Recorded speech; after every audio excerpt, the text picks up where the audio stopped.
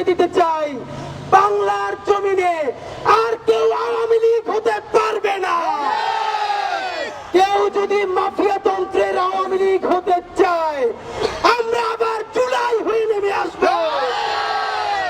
আমি একা ওসমান হাদি ঢাকা ৮-এর প্রার্থী নই। সমস্ত মাফিয়া তন্ত্রের বিরুদ্ধে ৩০০ আসনে আমার যত ভাই, আমার যত বোন জনগণের ম্যান্ডেট নিয়ে নয়া রাষ্ট্র নির্মাণের জন্য নির্বাচন করবে, আমরা তাদের সকলের জন্য প্রচারণা করব।